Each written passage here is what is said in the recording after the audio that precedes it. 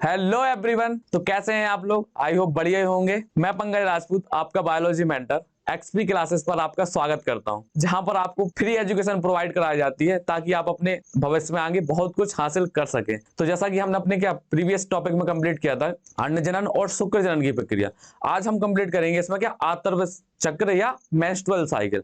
अब menstrual cycle या आतर्व चक्र होता क्या है? तो जो अपनी आतर्व चक्र या मेंस्ट्रुअल साइकिल होता है, ये क्या होता है? प्राइमेटों का क्या होता है? एक विशिष्ट लक्षण होता है। अब प्राइमेट में कौन कौन से आते हैं? प्राइमेट में क्या आते हैं? अपने मनुष्य आते हैं, लंगूर आते हैं, बंदर आते हैं। इन सब में क्या होती है? एक चक्र होता है जिसे हम क्या बोलते हैं? आतर्व चक्र। ये जो चक्र होता है ये क्या होता है? एक जनन चक्र की तरह होता है। इसी चक्र के दौरान क्या होती है? जनन की क्या होती है? प्रक्रियाएं होती है। मतलब आतर्व चक्र के दौरान ही क्या होती है? जनन की प्रक्रिया शुरू होती है। अब आतर्व चक्र क्या है? कुछ अवस्थाओं में बटा होता है। तो आतर्व चक्र में मतलब होता क्या है? तो आतर्व चक्र में क्या होता है? जो गर्भाशय होता है अपना, क्या होता है? गर्भाशय। तो गर्भाशय की जो क्या होती है? अंतःस्तर था, गर्भाशय अंतःस्तर या एंडोमेट्रियम होता, वो क्या होता है? हार्मोन की एब्सेंस में क्या होता है? टूटने लगता है। अब वो हार्मोन कौन से हैं, क्या है, ये अभी हम क्या इसमें टॉपिक में आगे बढ़ेंगे। बस आपको थोड़ा सा इंटरेस्ट जगाने के लिए हम बता रहे हैं कि जो अपनी क्या होती है गर्भाशय अंतःस्तर होता, वो क्या होता है? हार्मोन के एब्सेंस में क्या होता है? वो टूटने लगता है। और इस चक्कर से क्या होती है? आपको ब्लीडिंग टाइप की होने लगती है। क्या होती है? ब्लीडिंग सी होती है। इसी हम क्या कहते हैं? इसी में क्या होता है? आगे आगे बढ़ते हैं तो पहली जो अपनी अवस्था होती है वो क्या थी? Menstrual phase. ये जो ब्लीडिंग वाली अवस्था थी इसे हम क्या बोलते हैं? आतर्व अवस्था बोलते हैं या आतर्व प्रावस्था। इसके बाद हम जब आगे बढ़ते हैं तो इसमें क्या होता है? अंडोत्सर्ग होता है। अंडोत्सर्ग के बाद जो आगे क्रियाएं बढ़ती जाती हैं, तो इसमें हम सबसे पहले शुरू करेंगे। अच्छा, ये क्या है? आतर्व चक्र। इसको हम यहाँ पर नाम लिख दें, क्या? मेंस्ट्रुअल साइकिल या आतर्व चक्र। अब ये जो आतर्व चक्र होता है ये क्या होता है? 28 दिनों की क्या होती है? एक साइकिल होती है, जो क्या होती है? पहले दिन से शुरू होती है और क्या होती है? 28 दिन पर क्या होती है? समाप्त होती है। अब ये जो आतर्व चक्र होता है ये क्या है? महिलाओं में क्या होता है? यौवनारंभ पर क्या होता है? शुरू होता है। जो पहली अपनी क्या होती है आतर्व चक्र शुरू होता है तो उसे हम क्या बोलते हैं? रजोदर्शन या मीनार्क। मतलब जो मेंस्ट्रुअल साइकिल की जो शुरुआत अवस्था होती है, जो पहली बार जो पहला जो अपना क्या होता है मेंस्ट्रुअल साइकिल होती है या आतर्व चक्र होता है, उसे हम क्या बोलते हैं? मीनार्क या रजोदर्शन। और ये क्या होती है? 50 साल तक क्या होती है? कंटिन्यू। मतलब अगर प्यूबर्टी क्या 13 साल में आ गई तो ये क्या होती है? 50 साल तक जो फीमेल की एज है वो क्या होती है? 50 साल तक चलती है। उसके बाद क्या होती है? रजोधर्म। क्या हो? रजोधर्म या आतर्व चक्र या मेंस्ट्रुअल साइकिल बोलो आप, क्या होता है? इसके बाद क्या होता है? रुक जाता। तो ये जो मेंस्ट्रुअल साइकिल की रुकने की जो अवधि होती है उसे क्या बोलते हैं? रजोनी वृत्ति बोलते हैं। क्या बोलते हैं? रजोनी वृत्ति या मीनोपोज बोलते हैं। क्या बोलते हैं? मीनोपोज। तो ये कहां से कहां तक चलती है? अपनी यौवनारंभ से कहां तक चलती है? 50 की जो एज होती है, 45 से 50 लगभग मान के चलते हैं। जो अपनी क्या होती है? 45 से 50 के आसपास क्या होती है? जो अपनी आतर्व चक्र या मेंस्ट्रुअल साइकिल होती है वो क्या होती है? रुक जाती है। तो आतर्व चक्र या मेंस्ट्रुअल साइकिल का शुरू होना क्या होता है? मीनार्क या रजोदर्शन। और आतर्व चक्र या मेंस्ट्रुअल साइकिल का जो समाप्त होना क्या कहलाता? मीनोपोज या रजोनी वृत्ति। तो इतना आपको समझ में आ गया होगा। तो इसमें हम क्या करते हैं? आगे बढ़ते हैं। अच्छा, आगे बढ़ने से पहले क्या जो हम अपना जैसे कि हर बार करते हैं, जो प्रीवियस लेक्चर में कुछ क्वेश्चन दिए थे उनके आंसर क्या करते हैं? डिस्कस करते हैं। तो इसमें देखते हैं जो प्रीवियस अपना वीडियो था उसमें कुछ क्वेश्चन दिए थे, उसके आंसर देखते हैं। इसमें पहला जो क्वेश्चन है वो क्या है? द्वितीय कंडक में गुणसूत्रों की संख्या। जो अपना क्या था? सेकेंडरी oocyte था, उसमें क्या थी? क्रोमोसोम की नंबर कितनी थी? कितनी थी? एन नंबर थी। कितनी? एन। अब एन क्यों थी? क्योंकि क्या था? अपना जो प्राथमिक जो अपना प्राथमिक अंडक था या प्राइमरी oocyte था उसमें क्या था? अर्धसूत्री विभाजन हुआ था, म्योसिस डिवीजन। म्योसिस डिवीजन के बाद क्या होती है? गुणसूत्रों की संख्या क्या होती है? आधी हो जाती है। जो अपना प्राइमरी oocyte था वो क्या था? द्विगुणित था। क्या था? द्विगुणित। इसके बाद देखते हैं जो अपना दूसरा क्वेश्चन है, प्राथमिक अंडक अर्धसूत्री विभाजन की किस अवस्था में क्या होता है? अवरुद्ध होता है। जैसे कि आपको बताया था कि जो अपनी प्राइमरी oocyte होती है, प्राथमिक अंडक होता है, उसमें क्या होता है? म्योसिस डिवीजन क्या होता है? शुरू होता है, लेकिन शुरू होकर क्या होता है? एक फेज में आकर के रुक जाता है। किसकी? म्योसिस डिवीजन की। तो उसकी जो पहली फेज होती है पूर्वावस्था फर्स्ट, पूर्वावस्था फर्स्ट। अब इसी को हमने क्या बोला था? प्रोफेज बोला था। क्या बोला था? Prophase first. इतना आपको समझ में आ गया, इसमें कोई दिक्कत नहीं। अब इसके बाद देखते हैं शुक्राणु के किस भाग में क्या होती है? सूत्रकणिका या माइटोकॉन्ड्रिया। जो अपनी माइटोकॉन्ड्रिया होती है वो स्पर्म के किस भाग में होती है? स्पर्म को हमने क्या 4 भागों में बांटा था। तो जो अपनी माइटोकॉन्ड्रिया होती है वो अपने शुक्राणु किस भाग में होती है? मध्य वाले भाग में होती है। कहां होती है? मिडिल पार्ट में होती है, अपने मध्य भाग में। और इसका काम क्या होता है? ये क्या करती है? पावर हाउस, एनर्जी स्रोत की तरह कार्य करती है। ये करती है, इससे क्या होती है? एनर्जी बहुत ज्यादा क्या होती है? जनरेट होती है। और ये एनर्जी कहां जाती है? ये आती है शुक्राणु को गति कराने में। किसमें खर्च होती है? शुक्राणु को गति कराने में। इतना आपको समझ में आ गया। अब शुक्राणु का निर्माण किस हार्मोन की वजह से होता है? जो अपनी शुक्राणु जनन या स्पर्मेटोजेनेसिस की प्रोसेस थी वो किसकी वजह से होती है? टेस्टोस्टेरोन की वजह से। कौन सा अपना हार्मोन था? टेस्टोस्टेरोन। ये जो अपना हार्मोन होता है टेस्टोस्टेरोन, इसकी वजह से क्या होती है? अपनी शुक्राणु जनन या स्पर्मेटोजेनेसिस की प्रक्रिया होती है। तो ये आपको समझ में आ गया? ये पूरी प्रोसेस बताइए बस यहाँ पर क्या आपको आंसर दिए हैं जो आपको क्या प्रीवियस क्वेश्चन प्रीवियस वीडियो में दिए थे। अब यहाँ पर जैसे बात की जाए आतर्व चक्र या मेंस्ट्रुअल साइकिल की, किसकी बात की जाए? आतर्व चक्र या मेंस्ट्रुअल साइकिल। जैसे आपको बता दिया मादा प्राइमेट। अब प्राइमेट कौन से होते हैं? बंदर, कपी, कपी अपने ऐप या लंगूर होते हैं। मनुष्य में होने वाले जनन चक्र को हम क्या बोलते हैं? आतर्व चक्र या मेंस्ट्रुअल साइकिल, या सामान्य भाषा में क्या बोलते हैं? मासिक धर्म या माहवारी। मासिक धर्म या माहवारी, नॉर्मल वर्ड में जैसे पीरियड वगैरह का बोलते हैं। अब इसमें होता क्या है एक्चुअल में? इसमें क्या होता है? इसमें कुछ प्रोसेस क्या होती हैं अपनी गर्भाशय में चलती हैं, कुछ प्रोसेस क्या होती है अपनी अंडाशय में चलती हैं। अब गर्भाशय में क्या चलेगा? गर्भाशय में जो सबसे पहली प्रोसेस होगी वो क्या होगी? एंडोमेट्रियम का टूटना। क्या होगा? एंडोमेट्रियम। ये जो अपना एंडोमेट्रियम है ये क्या है? गर्भाशय का अंतः भाग है। गर्भाशय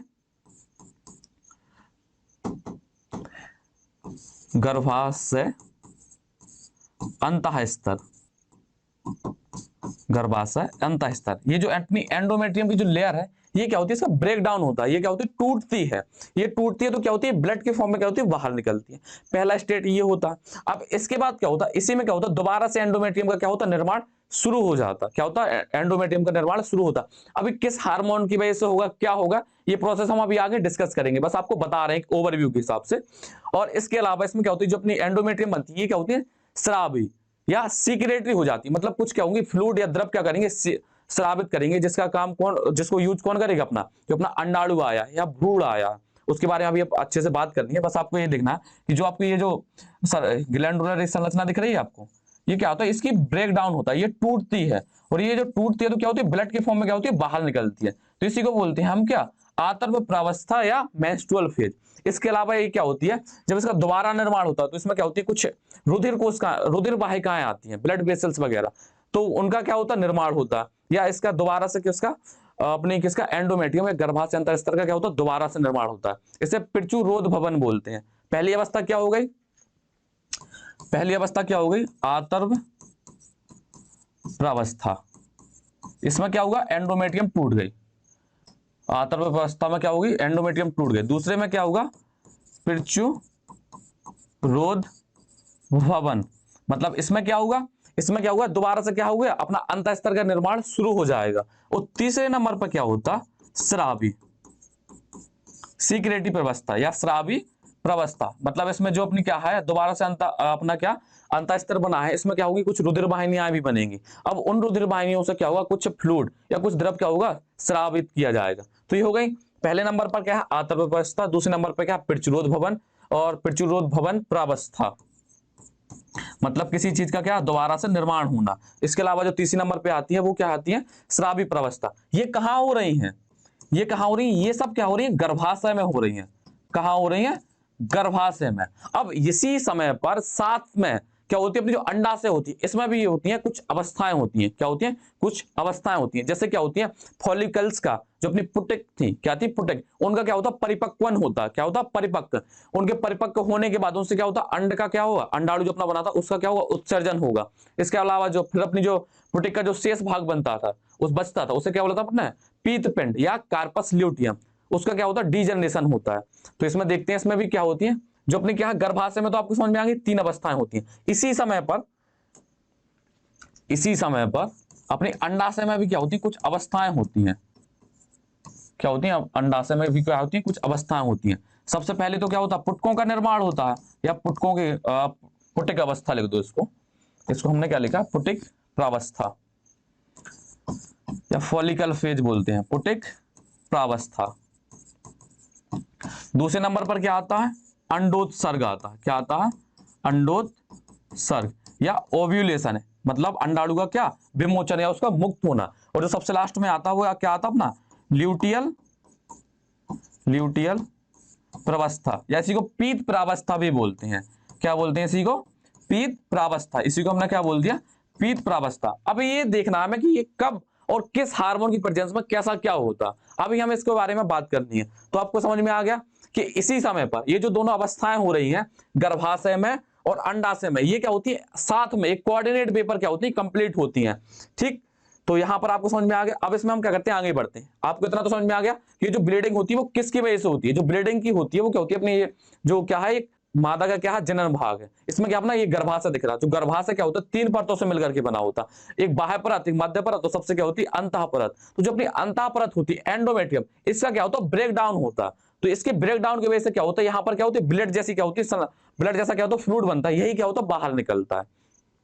और इसी से हमें क्या होता है, पता चलता है कि क्या होती है, साइकिल या चक्र, रजोधर्म क्या होगा, शुरू हो गया, या मेंस्ट्रुअल साइकिल क्या शुरू हो चुकी है। ठीक, कभी कभी क्या होता है, मेंस्ट्रुअल साइकिल क्या होती है, एक अपने टाइम पर नहीं आती। जैसे मान लो 28-29 दिन है, अगले 28 दिन पर शुरू होने, 28 दिन के बाद 29वें दिन क्या होगी, शुरू होगी। लेकिन कभी कभी क्या होती है, मेंस्ट्रुअल साइकिल या अपने जो रजोधर्म या आतर्व चक्र है, ये क्या होता है, कभी कभार लेट हो जाती है। और इसका रीजन भी अभी हम आगे बात करेंगे इस पर। इसका रीजन होता है स्ट्रेस वगैरह, इसका एक रीजन और होता है प्रेगनेंसी वगैरह। तो क्या करते हैं, इस डायग्राम के थ्रू हम समझते हैं। इस डायग्राम के थ्रू क्या आपको पूरा कॉन्सेप्ट क्लियर हो जाएगा, कहीं और नहीं जाना, इसी डायग्राम के थ्रू। बाकी आपको जो एनसीईआरटी जो थ्योरी है वो नोट्स के फॉर्म में मिल जाएगी। तो यहाँ पर हम देखते हैं। तो सबसे पहले हमने शुरू किया menstrual phase, menstrual phase, menstrual phase, और इसी को क्या बोल दिया हमने, आतर्व प्रावस्था, आतर्व प्रावस्था। तो इसमें क्या होता, ये क्या होता है, साइकिल के शुरू के 1 से 5 दिन का ये जो समय होता है, 1 से 5 दिन का समय होता है, इसी को हम क्या बोलते हैं, रजोधर्म। मतलब इसी में क्या होती है, जो अपनी एंडोमेट्रियम होती है टूटती है। ये जो समय होता है वो क्या होता है, 1 से 5 दिन का, 1 to 5 डेज का क्या होता है, समय होता है। इसमें क्या होती है, जो अपनी क्या है, अंतः स्तर है, गर्भाशय का अंतः स्तर है, वो क्या होता है, टूटने लगता है। और ये टूटता किसकी वजह से, जो अपने प्रोजेस्टेरॉन या एस्ट्रोजन हार्मोन क्या हो जाए, उनका जब लेवल क्या हो जाए, कम हो जाए, तो ये क्या होती है, टूटने लगती है। क्या होती है, टूटने लगती है।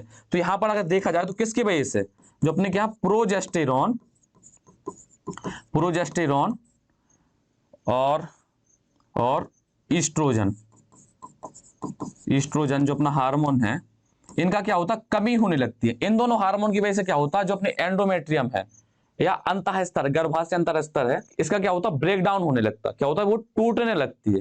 तो आपको समझ में आ गया कि जो अपनी मेंस्ट्रुअल फेज है या आतर्वावस्था है, वो कितनी 1 से 5 दिन में होती है। जो अपनी शुरू की जो साइकिल के पहले जो 28 दिन की साइकिल होती है, उसके जो शुरू के 5 दिन है, 1 से 5 दिन, उसमें क्या होती है, अपनी किसका ब्रेक डाउन होता है, अपनी अंतः स्तर या गर्भाशय अंतः स्तर का।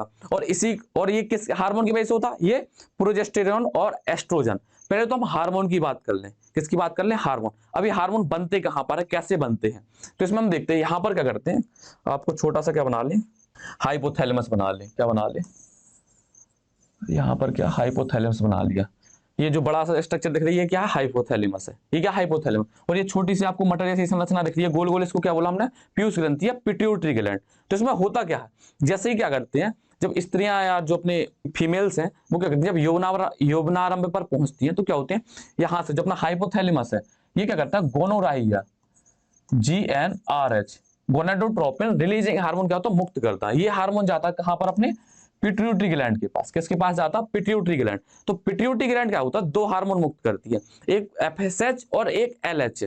जो अपना FSH होता है फॉलिकल स्टिमुलेटिंग हार्मोन, और जो LH होता है वो क्या होता है, ल्यूटिनाइजिंग हार्मोन। तब इनके फंक्शन देखते हैं, इनका फंक्शन क्या होता है। यहां से मुक्त हुए क्या, एक FSH और कौन सा, एक LH। किसने मुक्त किया, ये जो आपको संरचना दिख रही है, ये क्या, पीयूष ग्रंथि है, और ये क्या है, हाइपोथैलेमस है, हाइपोथैलेमस। और ये जो संरचना है, ये क्या है, पीयूष ग्रंथि या पिट्यूटरी ग्लैंड। तो अपना जैसे यौवनारंभ पर पहुंचे, तो हाइपोथैलेमस ने क्या, गोनाडोट्रोपिन रिलीजिंग हार्मोन मुक्त किया। अब ये गोनाडोट्रोपिन रिलीजिंग हार्मोन जाएगा पीयूष ग्रंथि के पास। किसके पास जाएगा, पीयूष ग्रंथि के पास। तो पीयूष ग्रंथि किसको मुक्त करेगी, FSH और LH, फॉलिकल स्टिमुलेटिंग हार्मोन और ल्यूटिनाइजिंग हार्मोन। अब जैसा कि आपको पिछले वीडियो में बताया था, अब अगर आपने पिछला वीडियो नहीं देखा तो यहां पर आपको कुछ समझ में नहीं आने वाला। तो जैसा हमने पिछले वीडियो में बनाया था कि जो अपना FSH हार्मोन था, FSH हार्मोन कहां गया था, अपनी जो क्या थी, तृतीयक पटक था या टर्सरी फॉलिकल था, उसके पास गया था। तो इसने क्या क्या कराया था, वहां पर अर्धसूत्री विभाजन जो रोका हुआ था उसको कराया था पूर्ण। और इसके अलावा जो अपनी क्या थी, जो अपनी तृतीय पुटक थी वो किस में परिवर्तित हो गई थी, परिपक्व पुटक में, या ग्राफी फॉलिकल या ग्राफियन फॉलिकल में क्या हो गई थी, कन्वर्ट हो गई थी। तो जब ये वहां पर जाती है कहां पर, टर्सरी फॉलिकल के पास, जब उसको किस में कन्वर्ट करती हैं, अपने ग्राफियन फॉलिकल या ग्राफी पुटक में, तो एक हार्मोन को मुक्त करती हैं, जो अपनी क्या होती है, ग्राफी पुटक होती हैं, या आपने ये परिपक्व पुटक लिखा है, ये क्या करती है, एक हार्मोन को मुक्त करती हैं। वो हार्मोन कौन सा होता, ईस्ट्रोजन। कौन सा हार्मोन होता, ईस्ट्रोजन।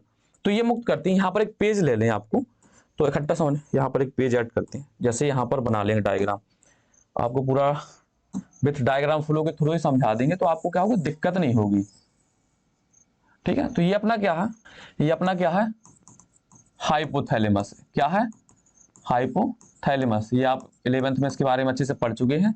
और ये अपना क्या है, पीयूष ग्रंथि या पिट्यूटरी ग्लैंड, पीयूष ग्रंथि या पिट्यूटरी ग्लैंड, पिट्यूटरी ग्लैंड। अब यहां पर हम देखते हैं, हाइपोथैलेमस है, इसने मुक्त किया किसको, GnRH, गोनाडोट्रोपिन रिलीजिंग हार्मोन को। और ये हार्मोन जाएगा किसके पास, ये हार्मोन जाएगा पिट्यूटरी ग्लैंड के पास। किसके पास जाएगा, पिट्यूटरी ग्लैंड। इसको कहेगी भैया अब अपना काम कीजिए आप, तो अब ये पिट्यूटरी ग्लैंड कहेंगे ठीक है हम करते हैं।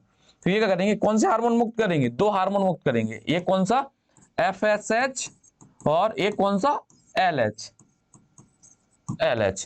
तो जो अपना FSH हार्मोन है, ये कहां जाता है, अपने यौवनारंभ पर कहां जाएगा, तृतीयक फॉलिकल के पास या तृतीयक पुटक के पास, टर्सरी जो फॉलिकल है उसके पास जाएगा। ये जो अपना FSH है ये कहां जाएगा, टर्सरी फॉलिकल के पास। कहां जाएगा, टर्सरी फॉलिकल के पास। तो ये टर्सरी फॉलिकल के पास जाने के बाद क्या करा रहा था, एक तो अर्धसूत्री विभाजन जो रुका हुआ था उसको पूर्ण कराएगा, इसके अलावा किसमें, जो अपनी परिपक्व ग्राफी में क्या होगा, इसको कन्वर्ट करेगा, किसमें करेगा, ग्राफी पुटक में। और इसके अलावा जब ये किसके पास जाएगा, टर्सरी पुटक के पास जाएगा, तो टर्सरी पुटक या जो टर्सरी अपनी क्या थी, फॉलिकल थी, वो एक हार्मोन को मुक्त करेगी।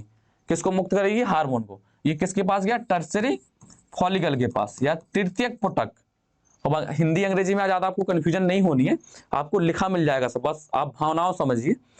तो जो अपनी FSH है वो किसके पास गया, टर्सरी फॉलिकल के पास। किसके पास गया, टर्सरी फॉलिकल। अब टर्सरी फॉलिकल क्या करेगी, एक हार्मोन को मुक्त करेगी। किसको मुक्त करेगी, एक हार्मोन को। अब उस हार्मोन को हम क्या बोलेंगे, ईस्ट्रोजन। इसने किसको मुक्त किया, ईस्ट्रोजन, एक हार्मोन मुक्त किया। अब ईस्ट्रोजन का काम क्या होता है ये आपको समझना है। तो आपको पहला तो समझ में आ गया, पहला step menstrual phase. Menstrual phase का काम समझ में आ गया आपको कि मेंस्ट्रुअल फेज में क्या आ गया, क्या हुआ कि प्रोजेस्टेरोन और एस्ट्रोजन हार्मोन क्या थे, कम थे। तो हार्मोन की कमी की वजह से क्या थी, जो अपनी अंतःस्तर थी वो क्या थी, टूट गई, और टूट कर क्या एक लिक्विड के फॉर्म में बाहर निकल गई। इतना हो गया पहला। और ये कब होता है, 1 से 5 दिन के बीच में। किसमें, 1 से 5 दिन के बीच में। अब ये जो अपनी आगे की जो अवस्था है, इसके बाद अगली अवस्था होती है, इसमें क्या होती है, अपनी पुटिक प्रावस्था। पुटिक प्रावस्था भी इसी में आ जाती है। इसी में क्या आ जाती है, अपनी प्रचुरित भवन की प्रक्रिया भी आ जाती है, जो अपन दूसरे नंबर पर लिखा जाए यहाँ पर। तो यहाँ पर हम लिखें इसी के साथ साथ, जैसा कि आपको बताया था कि जो दोनों प्रोसेस हैं जो अपनी गर्भाशय में हो रही हैं और कहां पर हो रही है, अंडाशय में, ये दोनों प्रक्रियाएं क्या होती हैं, साथ में चलती हैं। कहां चलती हैं, साथ में। तो जो अपनी पुटिक प्रावस्था है, पुटिक प्रावस्था के साथ ही साथ अपनी कौन सी अवस्था हो जाती है, प्रचुरित भवन की जो प्रावस्था होती है वो भी इसके साथ हो जाती है। प्रचुरित भवन की जो प्रोसेस होती है वो इसके साथ में होती है। कौन सी, पुटिक प्रावस्था और प्रचुरित भवन। तो पुटिक प्रावस्था में क्या हुआ था, इसमें क्या होता, FSH हार्मोन मुक्त हुआ था। ये क्या होता, मुक्त हुआ था, मुक्त FSH हार्मोन। और जो प्रचुरित भवन है उसमें क्या होता, अब जो अपनी टर्सरी फॉलिकल थी उसने मुक्त किया था ईस्ट्रोजन हार्मोन। कौन सा, ईस्ट्रोजन हार्मोन। तो ये जो ईस्ट्रोजन हार्मोन है ये कहां जाता है, अपने अंडाशय से निकलकर। ये जो भी प्रोसेस हो रही है पूरी, ये जो अपना FSH हार्मोन है वो कहां गया था, टर्सरी फॉलिकल। और जो टर्सरी फॉलिकल कहां थी, वो अंडाशय के अंदर थी। कहां थी, अंडाशय के अंदर। तो अपना जो FSH हार्मोन है वो अंडाशय के अंदर जाएगा और टर्सरी फॉलिकल से क्या होगा, ईस्ट्रोजन हार्मोन वगैरह क्या मुक्त कराएगा। तो ये जो ईस्ट्रोजन हार्मोन है ये मुक्त हुआ है, ये ईस्ट्रोजन हार्मोन कहां जाएगा, गर्भाशय के पास जाएगा। कहां जाएगा, गर्भाशय। और गर्भाशय के पास जाकर क्या, एंड्रोमेट्रियम जो अपनी टूटी हुई थी गर्भाशय अंतःस्तर, उसका निर्माण शुरू कर देगा। तो ये क्या करेगा, एंडोमेट्रियम का निर्माण क्या करेगा, शुरू कर देगा। मतलब एंडोमेट्रियम की जो परत टूट गई थी उसको क्या करेगा, इसको बनाने का काम करेगा। प्रचुरित भवन मतलब किसी चीज का दोबारा से बनना। इतना समझ में आ गया। पुटिक प्रावस्था आपको समझ में आ गई। पुटिक प्रावस्था में क्या था, जो अपना FSH हार्मोन गया था वो गया था फॉलिकल या पुटिक के पास, तो उसने किसको मुक्त किया था, ईस्ट्रोजन हार्मोन। और जो अपनी टर्सरी फॉलिकल थी वो किस में कन्वर्ट हो गई थी, अपनी ग्राफियन फॉलिकल में, ग्राफियन फॉलिकल या ग्राफी फॉलिकल, ग्राफी पुटिक, इतना आपको समझ में आ गया। ग्राफियन पुटिक, वो ग्राफी पुटिक या ग्राफियन फॉलिकल, इतना कंफर्म है आपको।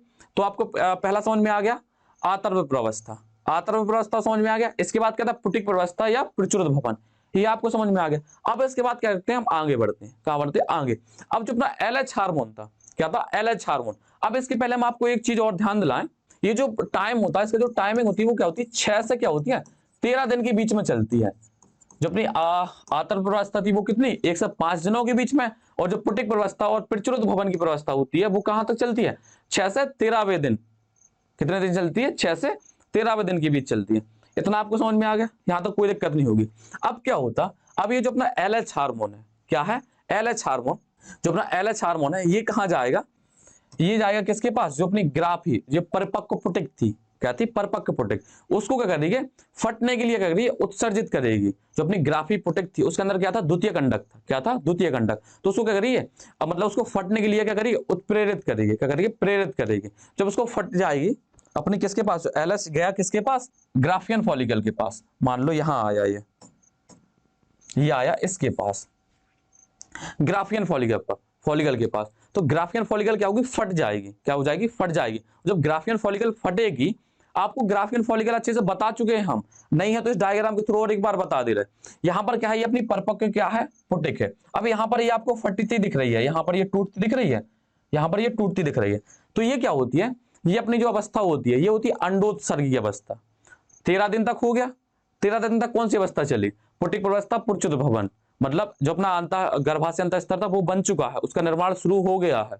अब क्या होगी जो अपना LH हार्मोन है ये क्या होगा 14वें दिन क्या होगा अपने पीक पर जाएगा, कहां जाएगा पीक, मतलब इसका लेवल क्या होगा बहुत ज्यादा बढ़ जाएगा। जब इसका लेवल बहुत ज्यादा बढ़ेगा तो ग्राफियन फॉलिकल है वो क्या होगी फट जाएगी, क्या होगी फट जाएगी, ग्राफियन फॉलिकल क्या होगी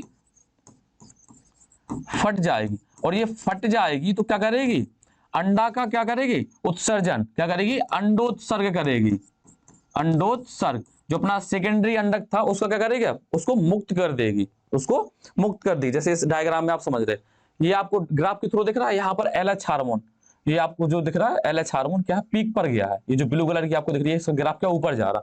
तो ये कहा 14वें दिन है, तो यहाँ पर आप देख रहे हैं ये जो अपनी पुटक थी जो परिपक्व पुटक थी ये क्या थी फट गई। फटने के बाद क्या ये इन्होंने क्या एक अंडा मुक्त किया, क्या एक अंडाणु मुक्त किया। इसके अलावा ये जो ग्राफियन जो बच गई, अंडा तो मुक्त कर दिया, अंडा मुक्त करने के बाद जो अपनी ग्राफी पुटिक का जो भाग होगा शेष भाग वो किस में कन्वर्ट हो जाएगा, ये येलो बॉडी में कन्वर्ट हो जाएगा, एक पीली कलर की क्या होगी संरचना बन जाएगी। इस संरचना को हम बोलते हैं क्या पीत पिंड कार्पस ल्यूटियम, क्या बनेगा पीत पिंड या कार्पस ल्यूटियम। अब पीत पिंड या कार्पस ल्यूटियम का काम क्या होता है ये हमें समझना, आपको ये समझ में आ गया।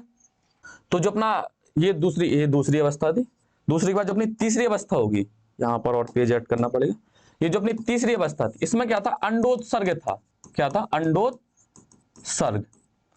ये कब होती है 14वें दिन होती है, 14th डे 14वें दिन होती है। जो अपना 14वां दिन होता है उस दिन क्या होता है LH हार्मोन था उसका क्या होता है अपने पीक पर जाता है, इसी को हम क्या बोलते हैं LH सर्ज भी बोलते हैं, क्या बोलते हैं LH सर्ज। जब ये अपने पीक पर जाएगा तो किसको ग्राफियन पुट क्या होगा फट जाएगी और उससे क्या होगा जो अपना सेकेंडरी या द्वितीय अंडक था वो क्या होगा मुक्त हो जाएगा, इसी को हम क्या बोलते हैं ओव्यूलेशन या अंडोत्सर्ग बोलेंगे। यहां तक कोई दिक्कत। जो अपना अंडोत्सर्ग है वो क्या 14वें दिन होता है।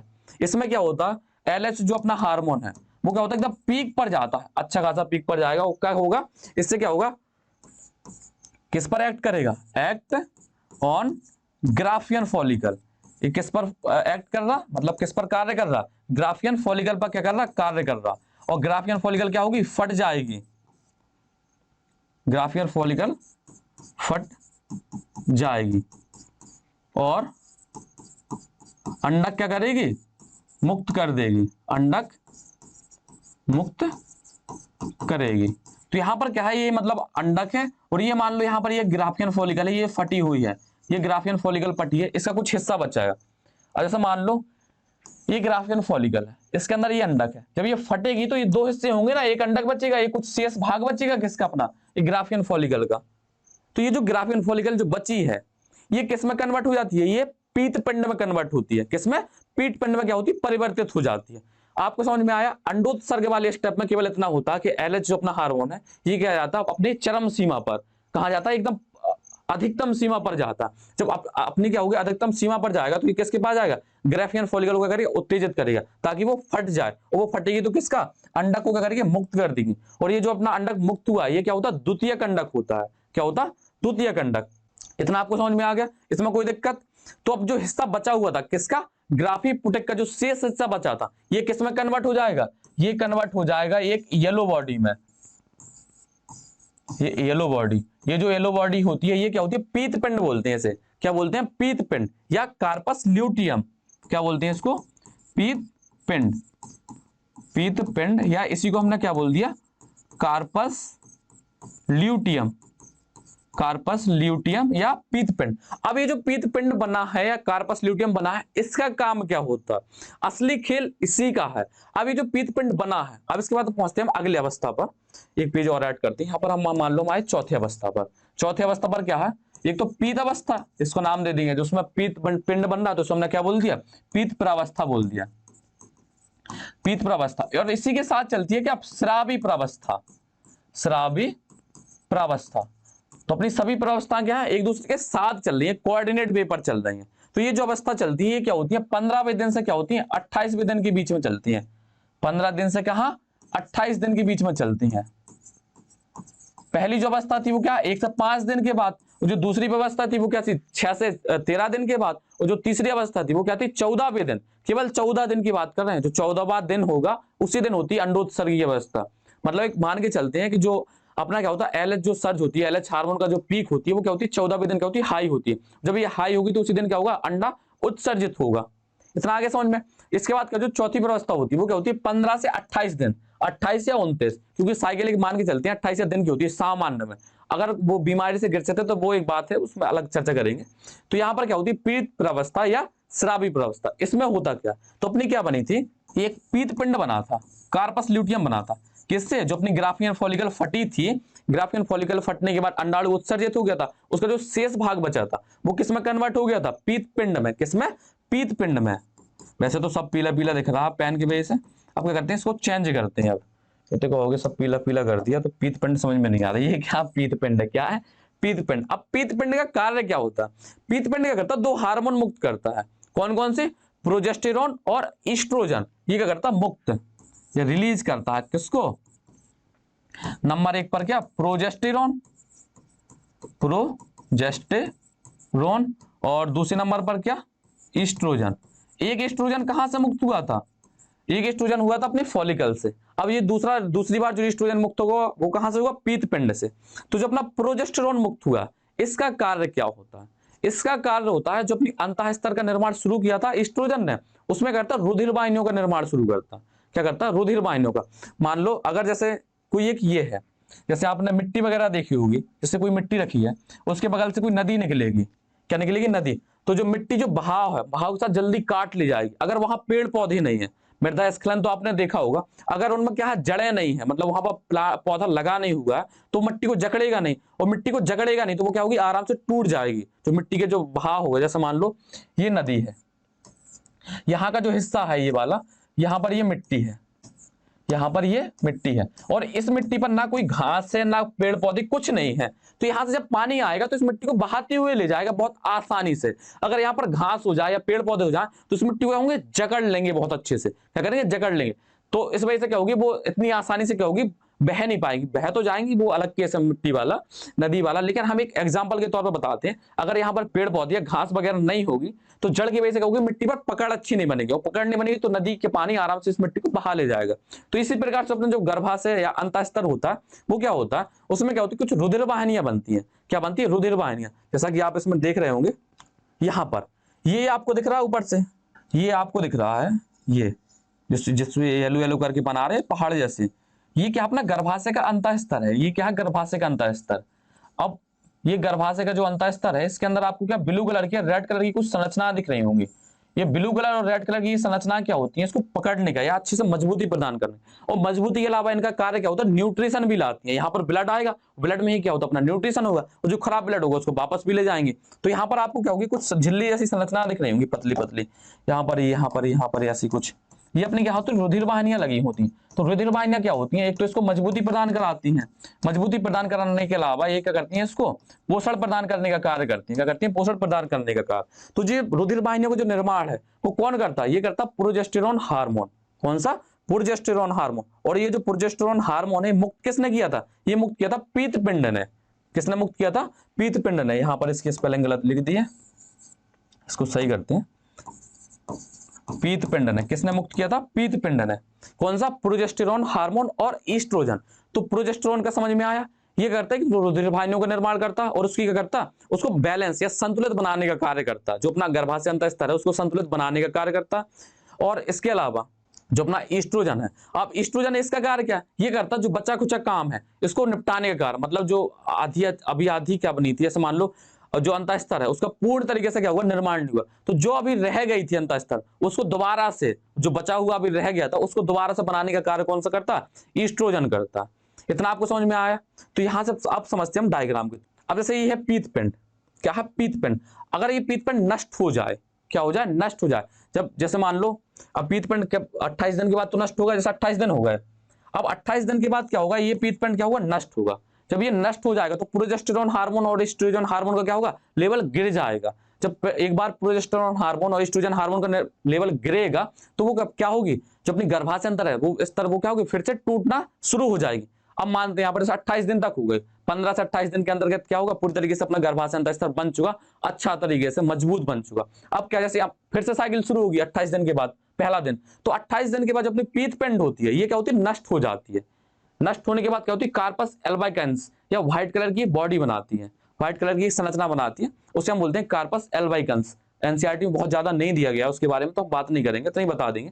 जो अपनी पीतपिंड है वो क्या होती है, 28 दिन के बाद क्या होती है, नष्ट हो जाती है। क्या होती है, नष्ट हो जाती है और एक व्हाइट कलर की संरचना बनाती है, जिसे हम क्या बोलते हैं, कार्पस एल्बाइकेंस। जब ये पीतपिंड क्या होगी, नष्ट हो जाएगी, तो क्या होगा, प्रोजेस्टेरॉन हार्मोन और एस्ट्रोजन हार्मोन का क्या होगा, लेवल गिर जाएगा। और एक बार जब प्रोजेस्टेरॉन हार्मोन और एस्ट्रोजन हार्मोन कम हो जाएगा तो फिर से अपनी क्या होगी, गर्भाशय अंतर स्तर क्या होगी, टूटने लगेगी। क्यों, क्योंकि प्रोजेस्टेरॉन हार्मोन तो उसको क्या हुई थी, पकड़े हुए थे, मान लो उसको जकड़े हुए थे, इसलिए से वो क्या होती, टूट नहीं पा रही थी। और एक बार जब प्रोजेस्टेरॉन हार्मोन का लेवल क्या होगा, कम होगा भैया, तो वो क्या होगी, फिर से टूटना शुरू हो जाएगी।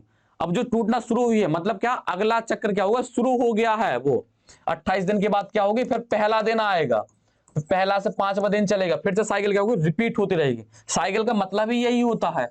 मान लो यहां से शुरू हुआ, घूम कर यहीं आएंगे, यही सब चलता रहेगा, बार बार साइकिल ये चलती रहेगी। चलो ये वाला एक प्रोसेस और होती है, ये साइकिल दोबारा नहीं आएगी, इसका भी एक रीजन होता। जैसे मान लो यहां से क्या होगा, ये अंडाणु क्या होगा, मुक्त होगा।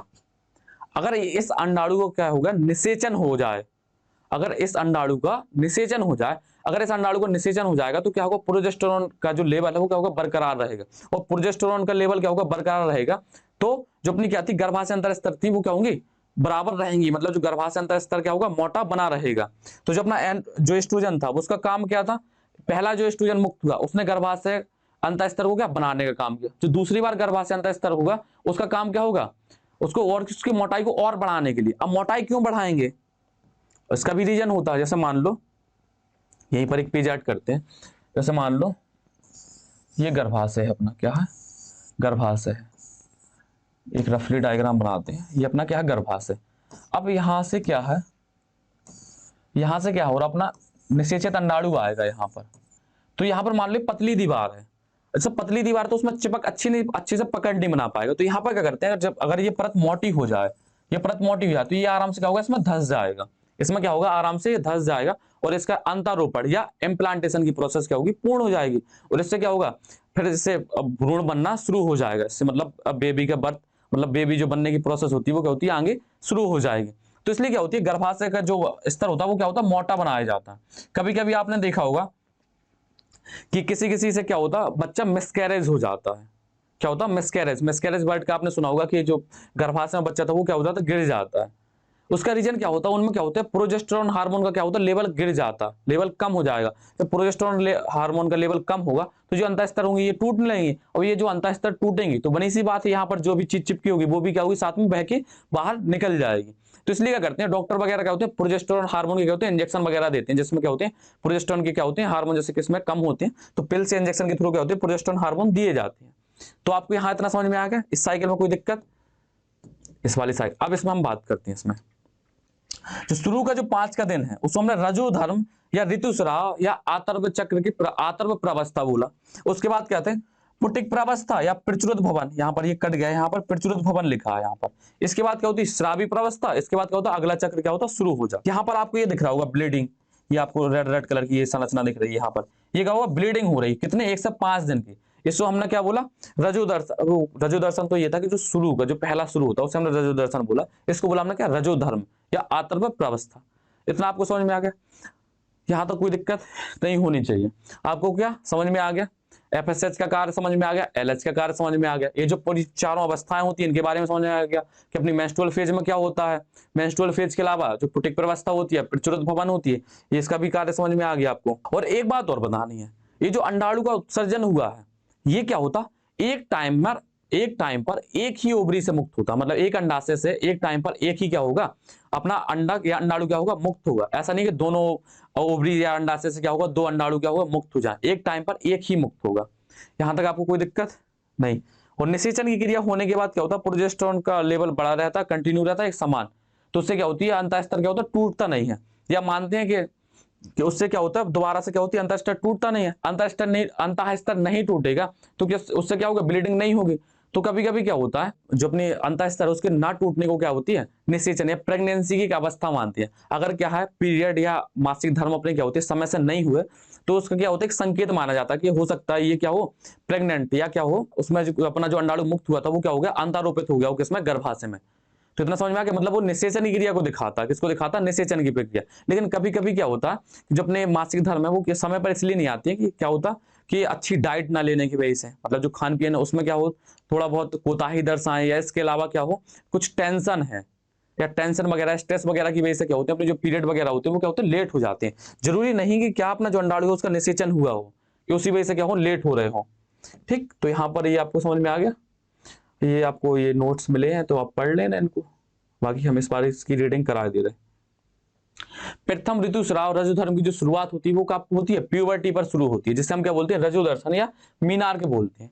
ठीक, इसी स्त्रियों में यह आतर्व चक्र प्राय क्या होता है 28 से 29 दिनों की अवधि के बाद क्या होता है दोहराया जाता है, मतलब 28 दिन के बाद क्या होती है फिर से क्या होती है दोबारा साइकिल क्या होती है शुरू हो जाती है।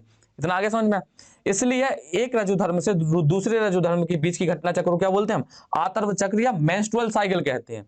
मतलब जो अपना क्या है पहले दिन से शुरू हुआ 28 दिन पर खत्म हुआ, फिर से पहले दिन से शुरू हुआ 28 दिन पर, तो ये जो साइकिल चल रही है इस साइकिल को हमने क्या बोला मेंस्ट्रुअल साइकिल, माहवारी या रजो धर्म बोलते हैं इसको। इतना आगे समझ में। और नॉर्मल बोलचाल में पीरियड्स वगैरह बोलते हैं। प्रत्येक आतर्व चक्र के मध्य में एक अंडाणु उत्सर्जित किया जाता है जिससे क्या बोलते हैं अंडोत्सर्ग या ओव्यूलेशन। ये आपको पता होना चाहिए किस दिन अंडाणु को क्या होता है उत्सर्जित किया जाता है, तो इसमें कोई दिक्कत ना होनी चाहिए। इसके बाद देखते हैं आतर्व चक्र की क्या होती है कुछ घटनाएं होती हैं, मतलब उनको कुछ भागों में बांटा गया। अब क्या होती है कुछ घटना क्या होती है गर्भाशय में होती है, कुछ घटना क्या होती है अंडाशय में, लेकिन होती क्या होती है कोऑर्डिनेट वे पर होती है। जो गर्भाशय में और अंडाशय में जो अपनी घटनाएं हो रही वो क्या होती है साथ में चलती रहती है। ऐसा नहीं कि पहले गर्भाशय की हो जाए उसके बाद शुरू हो, कुछ घटना क्या होती है एकदम साथ में चलती है एक साथ में। तो इसमें देखते हैं जैसे अपनी क्या होती है, अच्छा ये अंडाशय की घटनाएं लिखी है, इसमें क्या होती है जो पहली संरचना होती है वो पुटिक प्रावस्था या फॉलिकुलर चरण, दूसरा क्या अंडोत्सर्ग और तीसरे नंबर पर क्या आती है ल्यूटियल चरण। इतना आगे समझ में। हाँ यहाँ पर आपको इस एक शायद पॉइंट मिस किया, यहाँ पर स्रावी प्रावस्था के बारे में नहीं बताया। किसके बारे में पीत प्रावस्था तो आपको समझ में आ गया। अब स्रावी प्रावस्था क्या था, तो स्रावी प्रावस्था क्या था जब प्रोजेस्टेरोन हार्मोन ने क्या किया था रुधिर वाहिनियों का निर्माण किया था, किसमें अपनी अंतःस्तर में गर्भाशय के अंतःस्तर में। तो उसमें क्या होती है जो गर्भाशय के अंतःस्तर बनती है तो उसमें क्या होता है ग्लाइकोजन का स्रावण होता है। अब बनी सी बात है जब रुधिर वाहिनियां वहां जाएंगी तो वो क्या कुछ ना कुछ पोषण क्या करेंगे स्रावित करेंगे, तो वहां पर क्या होता है एक द्रव स्रावित किया जाता है, उस द्रव को हम बोलते हैं यूट्राइन मिल्क बोलते हैं। क्या बोलते हैं यूट्राइन मिल्क। उस यूट्राइन मिल्क में क्या होती है ग्लाइकोजन की मात्रा बहुत ज्यादा होती है। ग्लाइकोजन आपको पता है कि जो अपना ग्लूकोज होता है उसको किसमें कन्वर्ट किया जाता है ग्लाइकोजन में क्या किया जाता है कन्वर्ट, अपना जो लीवर होता है उसको ग्लूकोज को ग्लाइकोजन में कन्वर्ट किया जाता है। एक हिसाब से मान लो 10-10 के सिक्कों को 100 के नोट में बदल दिया, तो ग्लूकोज अपना क्या छोटी यूनिट है उसको किसमें कन्वर्ट कर दिया ग्लाइकोजन। तो ग्लाइकोजन ही एक हिसाब से क्या होता है ग्लूकोज होता है। तो ग्लाइकोजन क्या करता है न्यूट्रिशन देता है या पोषण देता है, किसको देगा जो वहां पर अंडाणु क्या होगा निषेचित अंडाणु आके किसमें गर्भाशय में चिपका हुआ है या इम्प्लांट हुआ उसको शुरू में क्या करता है पोषण देना पड़ेगा, तभी तो क्या होगा वृद्धि करेगा वो ग्रोथ करेगा। तो आपको स्रावी प्रावस्था समझ में आ गई कि स्रावी प्रावस्था क्या होती है।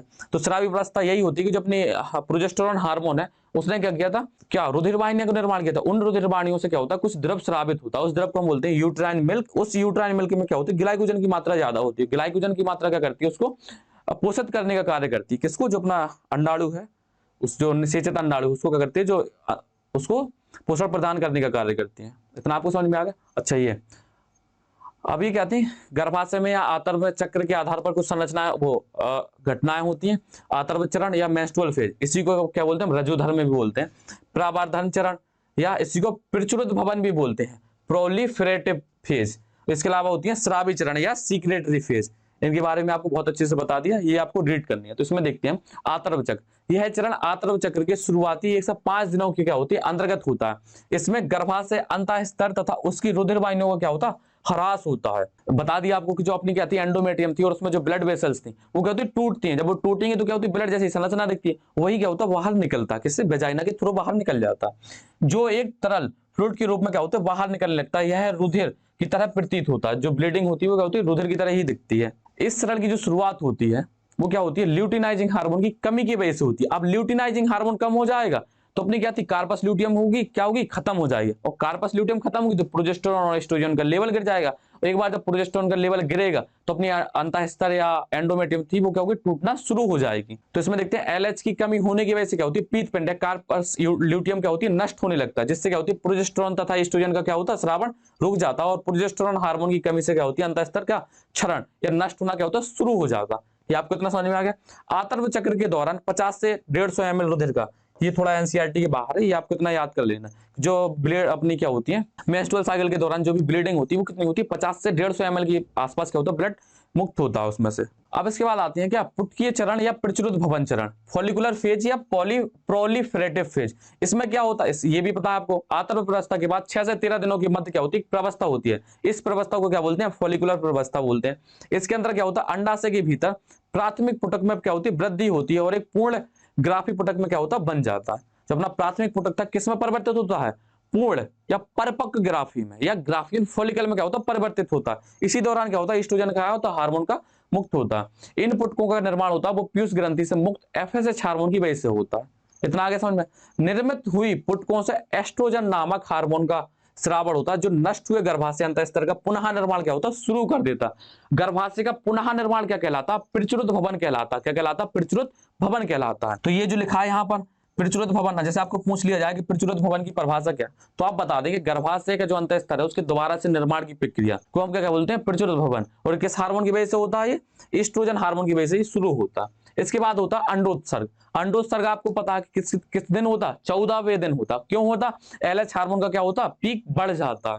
तो इसमें देखते हैं प्रचुरित भवन प्रावस्था के अंत तक पुटकों का आकार क्या होता, बढ़ जाता है और एस्ट्रोजन हार्मोन का स्तर भी बढ़ जाता है। जिसकी वजह से 13वें दिन जब एस्ट्रोजन अपने उच्चतम सीमा पर होता है तो हाइपोथैलेमस या पीयूष ग्रंथि को सकारात्मक संकेत देता है, जिससे एलएच तथा एफएसएच का क्या होता है, श्रावण बढ़ जाता है। और ये जो श्रावण है, एलएच तथा एफएसएच दोनों आतर्व चक्र के मध्य में अपनी उच्चतम सीमा को प्राप्त कर लेते हैं। मध्य चक्र के दौरान एलएच का तीव्र श्रावण जबकि अधिकतम स्तर पर होता है तो इससे एलएच सर्ज कहा जाता है। अब आपको बता दिया जो एलएच क्या था, अपने पीक पर होता है तो उसे हम क्या बोलते हैं, एलएच सर्ज। हो सकता है आपको डेफिनेशन आ जाए कि एलएच सर्ज कब कहते हैं या एलएच सर्ज होता क्या। तो 14वें दिन जब एलएच हार्मोन की जो मात्रा होती है वो अधिकतम चरम सीमा पर होती है तो उसे हम क्या बोलते हैं, एलएच सर्ज। ये जो ग्राफ था ये हाईएस्ट दिख रहा था किसका, अपने एलएच हार्मोन का, इसी को हम क्या बोलते हैं, इसको एलएच सर्ज बोलते हैं। तो एलएच सर्ज ग्राफी पुटक को फटने के लिए प्रेरित करता, जो अपनी क्या थी ग्राफियन फॉलिकल थी उसको फटने के लिए करता, प्रेरित करता। जब ये इसको प्रेरित करेगा तो क्या होती है, उससे अंडा क्या होगा, मुक्त हो जाएगा। उसी को हम क्या बोलते हैं, अंडोत्सर्ग बोलते हैं या ओव्यूलेशन बोलते हैं। इसके बाद आती है अपनी पीत प्रावस्था या श्रावी प्रावस्था।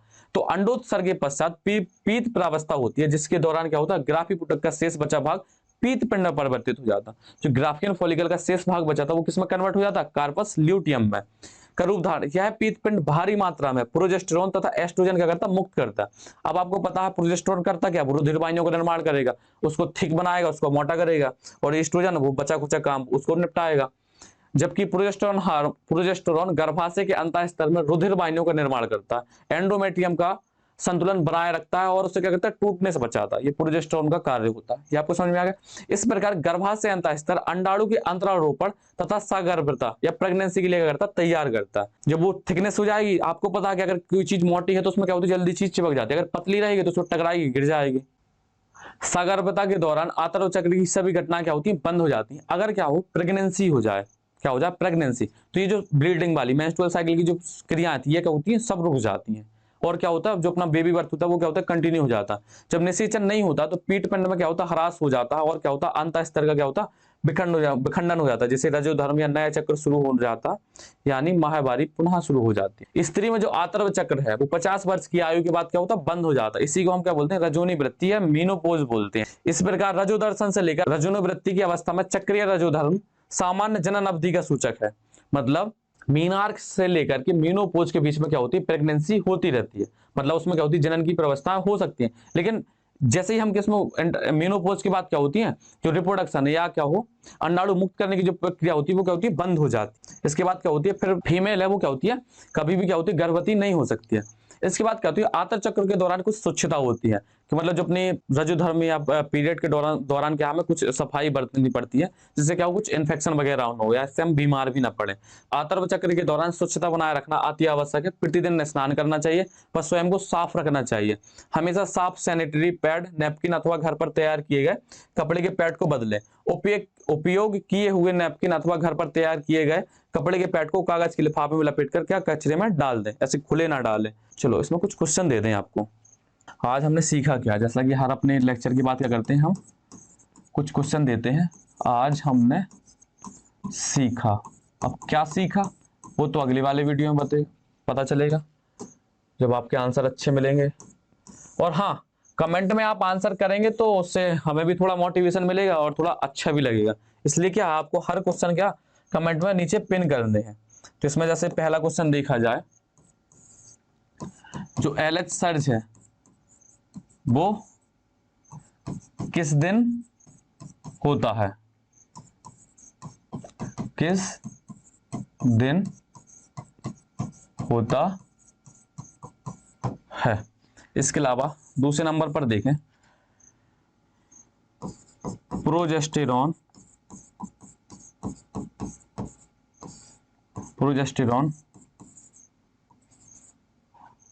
प्रोजेस्टेरॉन हार्मोन कौन